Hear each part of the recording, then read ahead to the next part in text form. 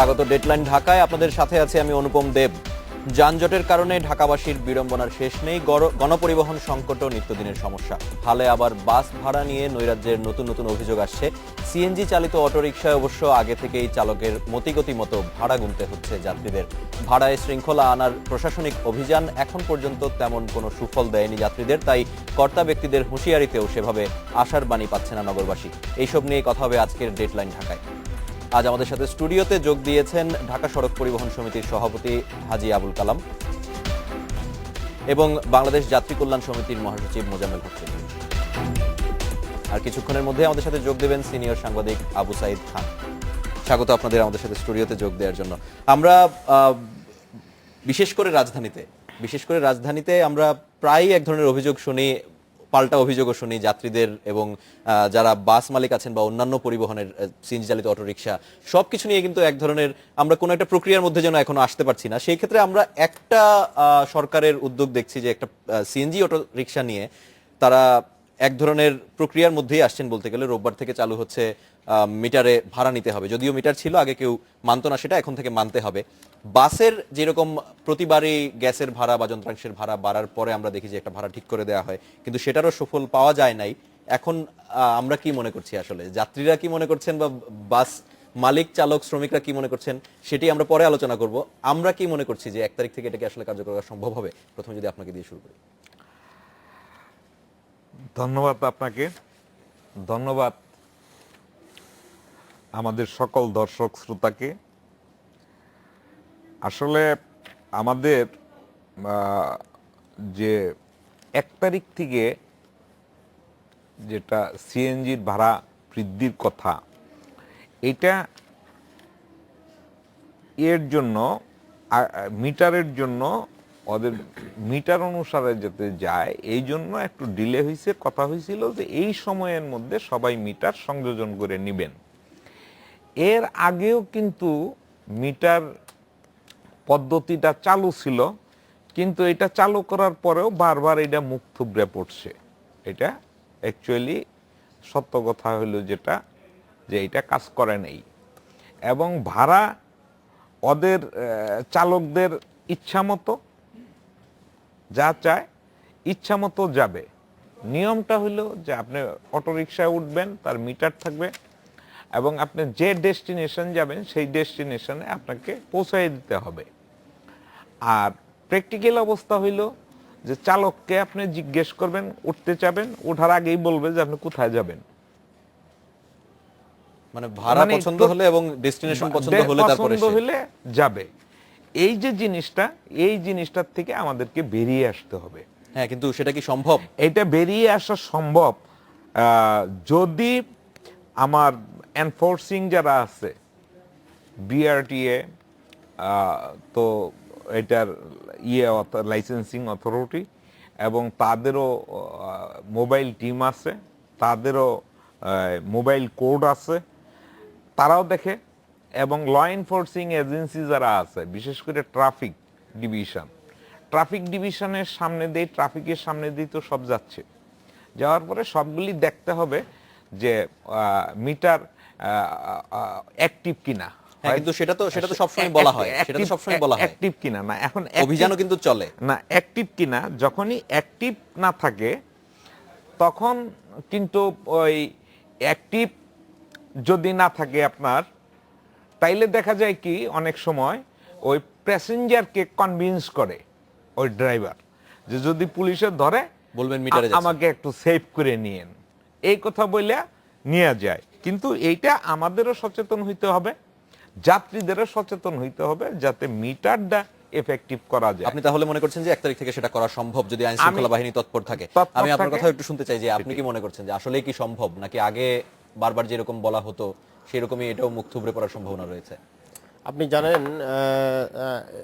সরকার 2001 সালেই এই অটোরিকশা বাংলাদেশে আমদানি করে পরিবেশ সহায়ক এই সমস্ত যানবাহন টু স্টক যানবাহনের পরিবর্তে নামানো হয়। ঢাকা এবং চট্টগ্রামে 13,000 করে 26,000 অটোরিকশা নামানো হয়। অটোরিকশাগুলো নামানোর কালে একটা স্পষ্ট নীতিমালা তৈরি করা হয়, সিএনজি চালিত অটোরিকশা সার্ভিস নীতিমালা এই নীতিমালাতে সুস্পষ্ট রয়েছে আপনার যাত্রীরা যে পছন্দে যেতে চায়, যে গন্তব্যে যেতে চায় সেখানে নিয়ে যেতে বাধ্য, এবং যেই মিটারে যে ভাড়া আসবে, ক্যালিব্রেশন করা যে মিটারে যে ভাড়া আসবে ওই ভাড়াতেই পরিবহন করতে বাধ্য। কিন্তু আমরা দেখলাম কি, আমরা অতীতের যে ধারাবাহিকতা দেখেছি সেটা নীতিমালার জায়গায় রয়েছে, এবং চালকরা তাদের মর্জি মতো ভাড়া আদায় করেছে। চালকরা বরাবরই একটা অভিযোগ করে আসছে, মালিকরা দ্বিগুণ তিনগুণ হারে তাদের কাছ থেকে জমা আদায় করছে, সেই অজুহাতেই তারা ভাড়া নৈরাজ্য চালাচ্ছে। আমরা অতীতে আমরা অনেকবার এই বিষয় এই সেক্টরটাকে আমরা একটা রেগুলারাইজ করার জন্য উদ্যোগ নিতে দেখেছি, কিন্তু কোনো উদ্যোগ সফল হয়নি।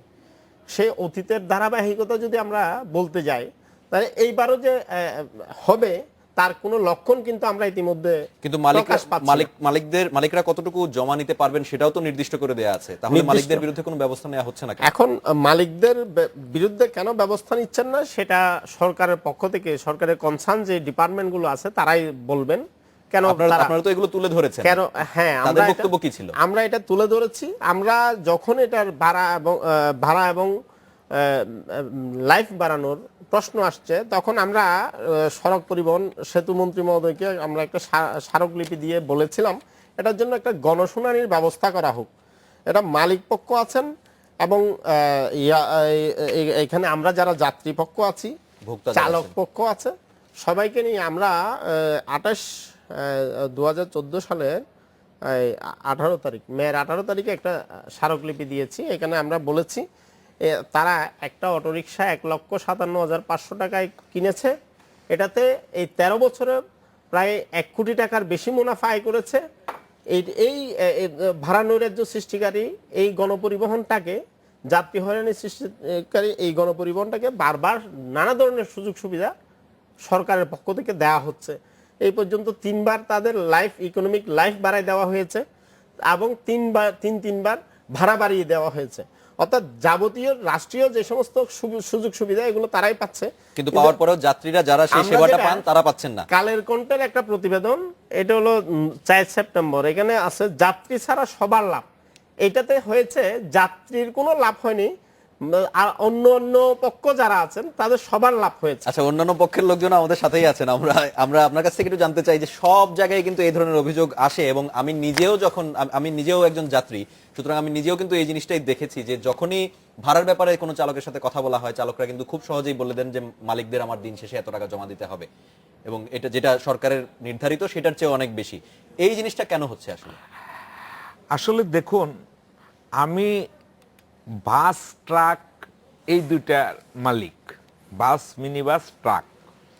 অটোরিকশাটা যদিও আমার মধ্যে পড়ে না, তারপরেও যেহেতু অটোরিকশার কথা আসছে, অটোরিকশার সম্বন্ধে আমরা যতটুকু জানি, যেমন মুজাম্মেল সাহেব বললেন যে 14 সনের জুন জুলাই আগস্ট মাসে উনি যোগাযোগ মন্ত্রীকে একটা চিঠি দিয়েছিলেন যেটা গণশুনানির জন্য। তখন তো গণশুনানির প্রয়োজন খুব একটা বেশি না, তখন এটা তোড়জোড় শুরু হয়েছিল। এটা ভাড়া বাড়ানোর তোড়জোড় শুরু হয় নাই। ভাড়া বাড়ানোর তোড়জোড়টা হয়েছে, শুনেন, 2011 সনে 2বার বাড়ানো হয়েছে গ্যাসের দাম। একবার বাড়ানো হয়েছে জানুয়ারি মাসে বাড়ানোর পরে, তারপরে এটা যখন সিএনজি যারা মালিক বা চালক, এরা তখন গভর্নমেন্টের সাথে বার্গেনিং করে 10 পয়সা বাড়াই নিয়েছিল। তারপরে 2000 তখন ছিল 16 টাকার থেকে 25 টাকা করলো। 25 টাকার থেকে যখন 30 টাকা করে মে মাসেই যাইয়া, সম্ভবত মে জুনেই যাইয়া 25 টাকার থেকে 30 টাকা করলো, তখন আর 1 পয়সাও বাড়াইলো না। তারপরে যে আবার 30 টাকার থেকে 35 টাকায় নিয়ে আসলো। এই অবস্থায় 10 টাকা যেটা বাড়াইছে, এইটা হলো ভাড়া বৃদ্ধি করার জন্য গভর্নমেন্ট ভাড়া যে বাড়ায় তার একটা কাঠামো আছে।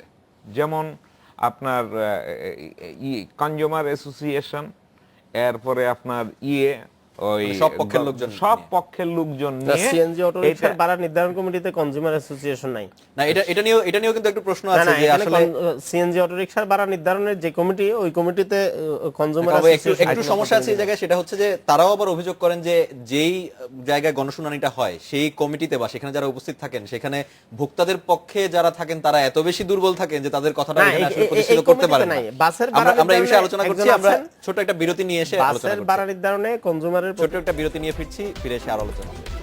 স্বাগত আরো একবার, আপনারা দেখছেন ডেডলাইন ঢাকা। এরই মধ্যে আমাদের সাথে যোগ দিয়েছেন সিনিয়র সাংবাদিক আবু সাইদ খান। স্বাগত আপনাকে। আমরা কথা বলছিলাম রাজধানীর গণপরিবহনের যে সংকট সেগুলো নিয়ে। আপনার কি মনে আছে আসলে আমরা ঢাকায় শেষ কবে মিটারে সিএনজি অটো রিকশাতে চলতে পেরেছিলাম?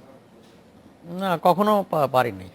আমি তো কখনো বলে, কখনো এটা এসে চালু থাকে, কিন্তু ভাড়া দিতে হয় মিটার অনুসারে, কখনো ভাড়া দিতে হয়। হ্যাঁ, মিটার তো সবসময় চালু থাকে, চালু থাকে, কিন্তু ওইটা অনুসারে ভাড়া দেওয়া দিতে কিন্তু হয় না। রোববার থেকে আমাদের, এর আগেও আমরা অনেকবার দেখেছি, এবার মনে হচ্ছে যে খুব একটা কড়া ব্যবস্থা নেওয়া হচ্ছে, রোববার থেকে অবশ্যই চালু করা হবে।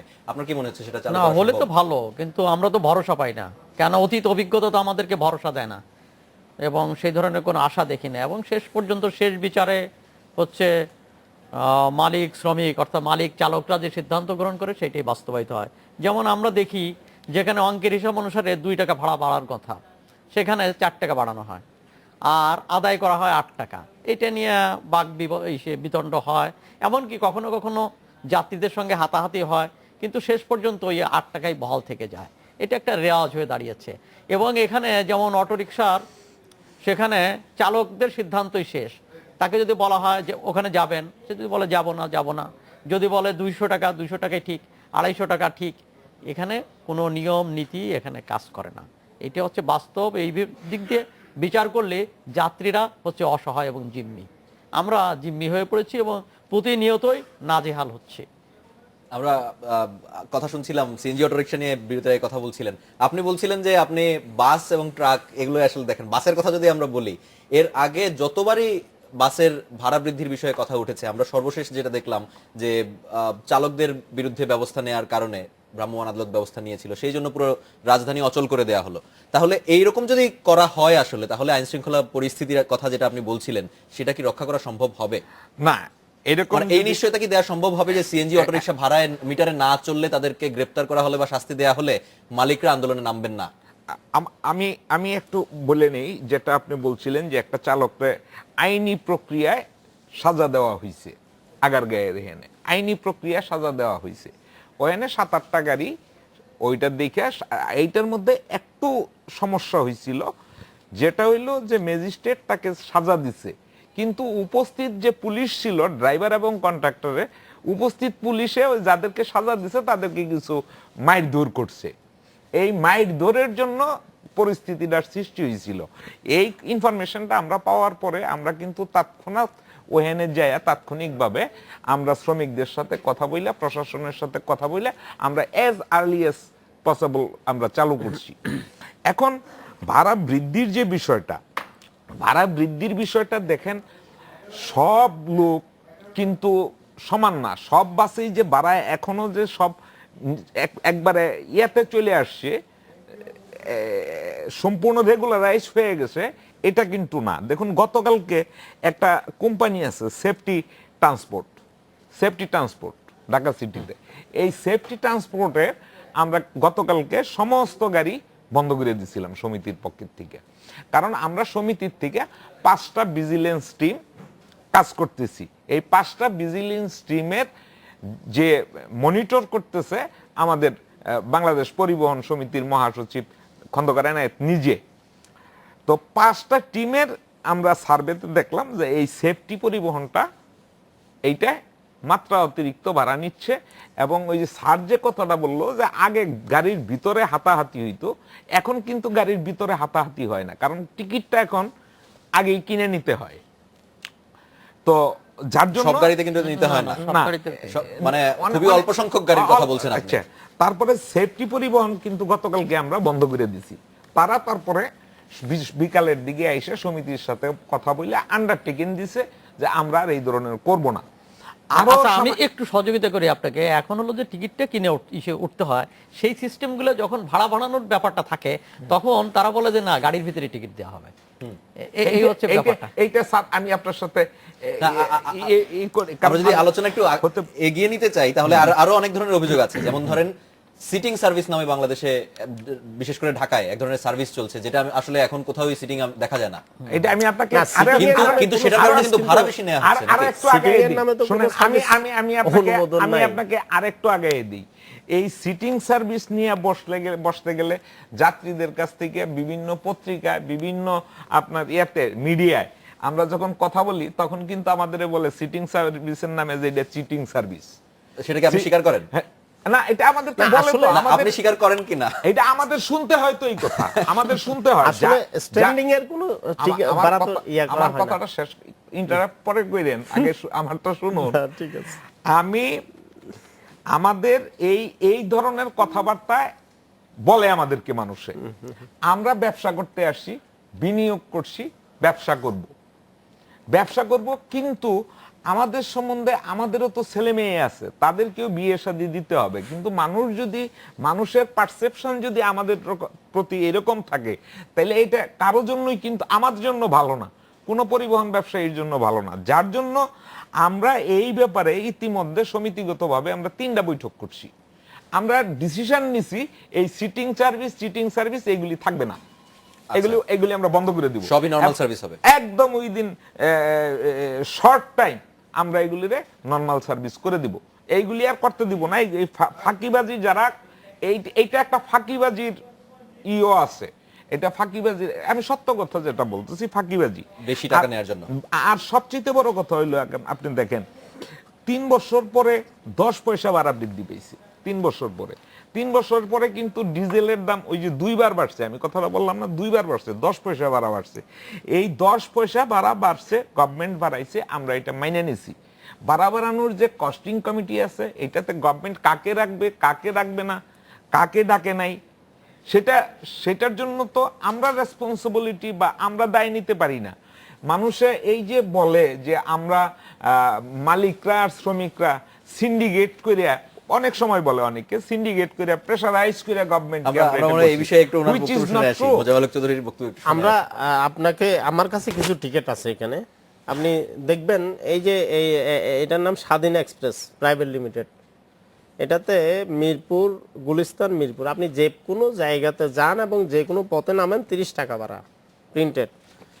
আর একটা ভীষণ পরিবহন আছে, চিড়িয়াখানা থেকে মতিঝিল পর্যন্ত চলে, এটা 27 টাকা। আপনি যে কোনো জায়গাতে নামেন, আপনি 5 কিলোমিটার দূরে নামেন আর 50 কিলোমিটার দূরে নামেন, এটার মূল দূরত্ব কিন্তু 19 কিলোমিটার মোট দূরত্ব কিন্তু এই ভাড়াটা আসে না। তারপরে হিমাচল পরিবহন সর্বনিম্ন ভাড়া, ওই যেটাতে মামলা দিয়েছিল যার কারণে এটা হয়েছিল, সর্বনিম্ন ভাড়া 40 টাকা। তারপর আসেন সরকারি পরিবহন সংস্থা বিআরটিসি। এখানে একটা টিকিট আমার হাতে আছে, সেটা হলো যে এই যে 32 কিলোমিটারের পথে 75 টাকা ভাড়া। আর একটা বিআরটিসির টিকিট আছে, সবই কি অতিরিক্ত নেওয়া হচ্ছে সেটা বলছেন? সেটার আমাদের পর্যবেক্ষণে যেগুলো আমাদের একটা বাড়ানোর যে পর্যবেক্ষণ উপকমিটি আমরা যেটা করেছি, সেটা থেকে আমরা যে সমস্ত তথ্যপাত্রগুলো পেয়েছি, আপনি একটু বলেন যে কত জায়গায় কত বেশি নিচ্ছে, বেশিটা কম দিচ্ছে সেটা একটু বলেন। যেমন আপনার এই যে বিআরটিসিতে আপনার গুলিস্তান থেকে ফার্ম গেটের ভাড়া যদি 35 টাকা হয়, এসি বাসের ভাড়া বিআরটিসির নির্ধারিত আছে 2.5 টাকা। এখন 2.5 টাকার স্থলে এখানে দূরত্ব কিন্তু 5 কিলোমিটার, 5 কিলোমিটারে 5 × 10 টাকা, 12 টাকা 50 পয়সা, 15 টাকাও হতে পারে, এটা 35 টাকা। সরকারি পরিবহন সংস্থার কথা বলছি। এইরকম যদি হয়, আমরা সেই ক্ষেত্রে কি সাধারণ সার্ভিস আর এসি সার্ভিসের মধ্যে কোনো পার্থক্য নেই? না, এসি সার্ভিসের ভাড়া 2.5 টাকা, আর ইয়া হলো যে ওই যেটা নরমাল একটু আমি আপনাকে বলি, আমরা আপনার কাছে একটা ছোট একটা বিরতি নিয়ে তারপরে আপনার কাছে আসি। এসিটা ভাড়া নির্ধারিত আছে, অন্যান্য পরিবহন আমরা সাধারণ যে সেবা আছে সেই সেবার বাইরের সেবা নিয়ে আমরা কথা বলবো। এটা ছোট একটা বিরতি নিয়ে আসছি, ছোট একটা বিরতি। স্বাগত আরো একবার, আপনারা আছেন ডেডলাইন ঢাকায়। আমরা জনাব আবু সাইদ খানের কাছে আমরা যাই। বারবারই আমরা দেখছি যে যতবারই এরকম নৈরাজ্যের কথা বলা হচ্ছে, প্রতিবারই কিন্তু আইন শৃঙ্খলা বাহিনীর মালিক পক্ষেও বলা হচ্ছে, যাত্রীদের পক্ষ থেকেও বলা হচ্ছে যে আইন শৃঙ্খলা বাহিনীর উপরই সবকিছু নির্ভর করছে। কিন্তু আমরা এর আগে সর্বশেষ যতটুকু মনে পড়ে যে যানজট নিরসন নিয়ে যখন কথা হচ্ছিল, কেউ কোনো ট্রাফিক আইন মানছে না, অটো সিগন্যাল, আমাদের সিগন্যাল বাতি থাকার পরেও সেখানে ট্রাফিক পুলিশ দিনরাত 24 ঘন্টায় রাখতে হচ্ছে মানানোর জন্য। আইন শৃঙ্খলা বাহিনী কেন নিয়ন্ত্রণ করতে পারছে না আসলে? এইটা আমাদেরকে আইন শৃঙ্খলা পরিস্থিতি এতটাই খারাপ যে কাউকে নিয়ন্ত্রণ করা যাচ্ছে না। দুটো এখানে ব্যাপারটা হচ্ছে যে তারা কতটুকু আন্তরিক, সেটা হচ্ছে গুরুত্বপূর্ণ বিষয়। কেননা আইন শৃঙ্খলা রক্ষাকারী বাহিনীর সঙ্গে তো একটা যোগসাজশ ইত্যাদি ব্যাপার আছে। সবসময় কখনো কখনো তাদের সাথে সংঘাত হয় না তা না, কিন্তু বেশিরভাগ সময় একটা যোগসাজশের ব্যাপার থাকে। যেমন ধরুন যে আমরা এখানে যানজট মুক্ত হওয়ার জন্য একটা রাস্তা যেমন ফুটপাথগুলো দখল করে আছে, কিন্তু এটা তো আমরা সবাই জানি, ওপেন সিক্রেট, যে এই ফুটপাথ থেকে কত টাকা ওয়াসিল হয়, মানে কত টাকা আদায় করা হয় এবং সেই টাকা কোথায় কোথায় কার কার পকেটে যায়, এগুলো তো আমাদের কাছে একটা জানা ব্যাপার আছে। তারপরে হচ্ছে যে এখানে তো বিভিন্ন সময় মোড়ে মোড়ে চাঁদাবাজি হয়, এবং চাঁদাবাজি কারা কারা করে কি এগুলো তো জানা আছে। এখানে দেখা যাচ্ছে যে সেই দিক থেকে হচ্ছে যাত্রীরা অসহায়। এখানে সরকার মানে সরকারি সংস্থা যেটাই বলেন, মালিক এবং শ্রমিক এরা একাকার, এবং এদের একটা জোট, মানে কখনো কখনো যেমন ঠিক আছে যে এখানে পুলিশ ইত্যাদির নামে পুলিশের সঙ্গে সংঘাত হয়, কিন্তু বেশিরভাগ ক্ষেত্রে দেখা যায় যে পুলিশ, মালিক এবং শ্রমিক তারা ঐক্যবদ্ধ, এবং এই ঐক্যবদ্ধ শক্তির কাছে জনগণ সঙ্গতভাবে জিম্মি, তারা কোনো প্রতিবাদ করতে পারে না এবং হতাশ হতে হয়। এই হচ্ছে একটা রিয়েলিটি। এই রিয়েলিটির জায়গা থেকে আমাদের বেরিয়ে আসা দরকার, এবং এখানে লেনদেনের ব্যাপার আছে, দুর্নীতির ব্যাপার আছে, এখানে পার্সেন্টেজের ব্যাপার আছে, এগুলো মানে গোপন নেই। এটা হয়তো বা প্রমাণ করা কঠিন, কিন্তু পারসেপশন আছে। আমি জানি না আমাদের এখানে ঢাকা সড়ক পরিবহন সমিতির সভাপতি আছেন, উনি এটা স্বীকার করবেন নাকি। তার আগে আমরা একটু মোজাম্মেল ভাইয়ের কাছে যাই। আমরা এসি বাস নিয়ে কথা বলছিলাম, সিটিং সার্ভিস নিয়ে কথা বলছিলাম। আপনারা কি এইটা মেনে নেবেন যে যদি সাধারণ যে সার্ভিসগুলো আছে, অটোরিকশাই বলুন, বাসই বলুন, মিনি বাস বলুন, যে কোনো গণপরিবহনের কথা বলুন, তারা যদি সাধারণ যে সার্ভিস সেটার পরিবর্তে একটু ভালো সার্ভিস দেয়, যেমন এসি বাস বলুন বা ওয়াইফাই বাস বলুন, অন্য যে কোনো কিছু, সেই ক্ষেত্রে তারা যদি ভাড়া বেশি নেয়, সেটা কি অনৈতিক হবে? নিঃসন্দেহে আমরা সারা বিশ্বে যেটা লক্ষ্য করি সেটা হলো যে বেটার সার্ভিস দিয়ে কিন্তু ভাড়া বাড়ায়, কিন্তু আমাদের দেশে লক্কর জক্কর যানবাহনে ভাড়া বাড়ায়। আমাদের দেশের সাথে আমাদের যেটা হচ্ছে, আপনি আরও একটা বিষয় লক্ষ্য করবেন, গণপরিবহনে যেই পরিমাণ সিট থাকার কথা, যেই পরিমাণ সিটের উপর ভাড়া নির্ধারণ করা হয়, এবং ওই যেই পরিমাণ সিট অ্যাকচুয়াল থাকবে তার প্রায় 80% সিট বোঝাই ধরে ভাড়াটা নির্ধারণ করা হয়। আমরা উদ্বেগের সাথে যেটা লক্ষ্য করি, যানবাহনে যেটা বাস্তবিক অর্থে পায়, 30 সিটের বাসে 40 সিট, আপনার 40 সিটের বাসে 50-52 সিট পর্যন্ত, যে সমস্ত সিটগুলোতে আমরা বসতে পারি না আরামদায়কভাবে, গাড়ির ভিতরে যাতায়াত করতে পারি না, হ্যাঁ, সেই সমস্ত যানবাহনকে আবার নতুন করে সিটিং সার্ভিস, অর্থাৎ আমরা দেখছি এখানে সিট আছে, কিন্তু তার মধ্যেও আবার একটা লিখে দিয়ে বলে যে এটা সিটিং সার্ভিস, এখানে ইয়াটা দেওয়া হয়, অতিরিক্ত ভাড়াটা চাপিয়ে দেওয়া হয়। নিঃসন্দেহে যদি বেটার সার্ভিস হয়, বেটার সার্ভিসের জন্য বেটার পেমেন্ট করতে হবে, সেটা দেওয়ার জন্য যাত্রীরা প্রস্তুত, কিন্তু অপশনটা রাখতে হবে। হ্যাঁ, সেই অপশনটাও যদি থাকে, নিঃসন্দেহে বেটার সার্ভিসের জন্য আমরা, কারণ ভাই তো এমনি আগেই বললেন যে সিটিং সার্ভিস জিনিসটাই আসলে তারা তুলে দিচ্ছেন।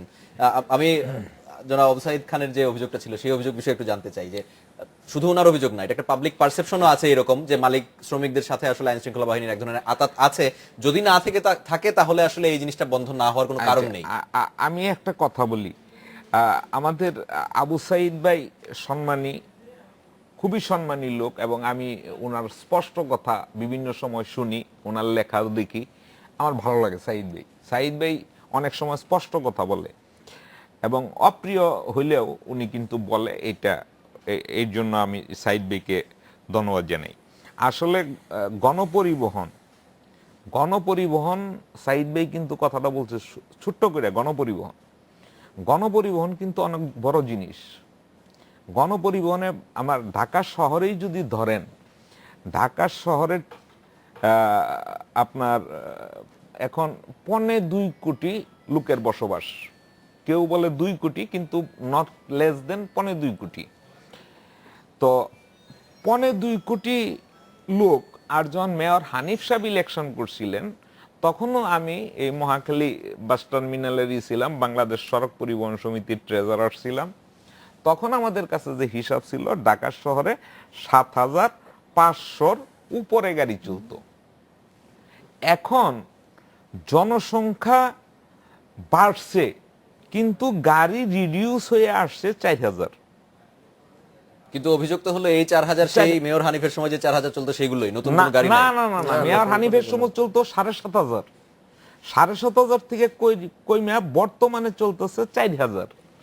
এখন 4,000 বাসে যদি বাস মিনি বাসে প্রতিদিন যদি 200 করে প্যাসেঞ্জার টানে, প্রতিদিন 200 করে প্যাসেঞ্জার টানলে 8 লাখ। কিন্তু জীবন জীবিকার তাগিদে অন্তত 50 লক্ষ লোক প্রতিদিন ঘর থেকে বের হয়। তাইলে যদি বাসে টানে 8 লাখ আর 13,000 সিএনজি আছে, ঘরে যদি 50 জন করে টানে তাইলে 6,50,000। আর বাকিটা টানতেছে আপনার হিউম্যান হলার, যেটা হিউম্যান হলারে কিন্তু এটার একটা নাম, নতুন নাম মানুষে আবিষ্কার করে ফেলাইছে মুখে মুখে, লেগুনা। বাট এটা লেগুনা কোনো যান না, আসলে এটা হিউম্যান হলার। হিউম্যান হলারের রেজিস্ট্রেশন আছে ঢাকা শহরে 4,000, তো 4,000, তো 4,000 যদি মানে থাকে এই সবকিছু মিলিয়ে আসলে খুবই অল্প। এইটাতেও মনে করেন যে ওরা 6 লক্ষ লোক ক্যারি করে। আর বাদ বাকি আপনার সিএনজি গেল, বাস, এইগুলি মিলে আমরা 25-26 লক্ষ লোক ক্যারি করতে পারি। বাকি অর্ধেক থেকে বাকি আপনার অ্যাটলিস্ট 40% লোক থাকতেছে, তাদের ক্যারি করতেছে কিন্তু রিক্সা, অথবা হেঁটে। তাদের রিক্সা অথবা পায়ে হেঁটে। এখন পায়ে হাঁটার যে জায়গাটা সেটাও তো দখল হয়ে সেটাও বন্ধ। কাজে পায়ে হাঁটার জায়গাটা যদি আপনি বন্ধ না হয়, একটা বাস আপনি দেখুন যানজট নিরসন কি করে হবে? মানে একটার সাথে আরেকটা, একটার সাথে আরেকটা ইন্টারলিংক হয়ে আছে, সবকিছু একসাথে না দেখলে হবে না। আপনি বাস একটা আসতেছে, আইসা দেখবেন যে মাঝখানে দাঁড়াইছে, সে আসতেছে আইসা, যেহেতু আমাদের বাসবে নাই, ঢাকা আমরা করতে পারি নাই, আমাদের পরিকল্পনাবিদরা তখন এমন ভাবে করছে যে বাস ব্যাগ তৈরি করার মতো হিউজ আমাদের সব জায়গায় বাস স্ট্যান্ডও নেই এবং মানুষ দাঁড়ানোর জায়গা নেই। দাঁড়ানো। এখন কথাটা হইলো যে একটা ফুটপাতের পাশে যে যদি এমনি দাঁড়ায়, তাহলে লোকটা কিন্তু ফুটপাতে নামতে পারে। তার কিন্তু যে হাইট, বাসের যে প্ল্যাটফর্মে যে আপনি স্টেপটা দিবেন, স্টেপের যে হাইট আর নামার হাইট অনেক আমরা ডিফারেন্স। বুঝতে পেরেছি। আমরা ছোট একটা বিরতি নিয়ে এসে এই বিষয়টা নিয়ে আলোচনা করব। ছোট একটা বিরতি। স্বাগত আরো একবার, আপনারা দেখছেন ডেডলাইন ঢাকা। জনাব আবু সাইদ খানের কাছে আমরা যাই। আমরা অনেক ধরনের অভিযোগের কথাই শুনছি। আমরা ফুটপাত দখল হয়ে আছে, যানজট নিরসন করতে পারছি না, আমাদের পার্কিং এর ব্যবস্থা নেই, কিন্তু আসলে এর শেষটা কোথায়? পদক্ষেপ তো নেওয়া হচ্ছে, এটা একটা পরিকল্পনা দরকার। যেমন আমাদের আগে হচ্ছে অ্যাসেস করতে হবে যে ঢাকা শহরের রাস্তা কতটুকু এবং এখানে কোন ধরনের গাড়ি চলবে, এখানে কোন গাড়িকে প্রায়োরিটি দেওয়া হবে, গণপরিবহনকে প্রায়োরিটি দেওয়া হবে না প্রাইভেট কার, অন্য পরিবহনকে প্রায়োরিটি দিতে হবে। এখানে অগ্রাধিকার ঠিক করতে হবে যে, এবং সেই অগ্রাধিকারের ভিত্তি হবে হচ্ছে গণপরিবহন।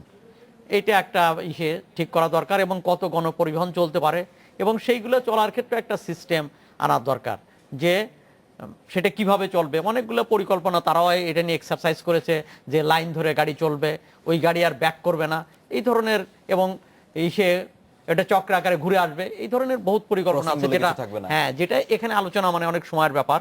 তো এই ধরনের পদ্ধতিগুলো আমরা ভাবতে পারি, এবং গাড়িগুলোকে কোম্পানির অধীনে নিয়ে আসা, তাদের জয়েন্ট সমবায় সমিতি হোক আর কোম্পানি হোক, এই ধরনের ব্যবস্থাগুলোর ভিতর দিয়ে একটা প্রতিযোগিতা কমে যাবে। একটা গাড়ি আর একটা গাড়িকে মানে ক্রস করার চেষ্টা করবে না, এবং এই যে এইটা করতে গিয়ে যেসব ঝামেলা হয়, ঝামেলাগুলো থেকে মুক্ত হবে। এই ধরনের একটা সিস্টেমে নিয়ে আসা দরকার। এবং সেই সঙ্গে আমার মনে হয় যে আমাদের যারা গাড়ির সঙ্গে সংশ্লিষ্ট কর্মী, তারা আমাদেরই লোক, আমাদেরই ছেলেরা, কিন্তু তাদেরকে একটু প্রশিক্ষণও দিতে হবে, এবং আমাদের সাংস্কৃতিক মানও বাড়াতে হবে, যাতে আমাদের গাড়িতে উঠে যে ধরনের অবস্থা সেবাটা পাওয়া যায়। এবং এখানে দাম বাড়ছে, কিন্তু সেবার মানটা মোটেই বাড়ছে না।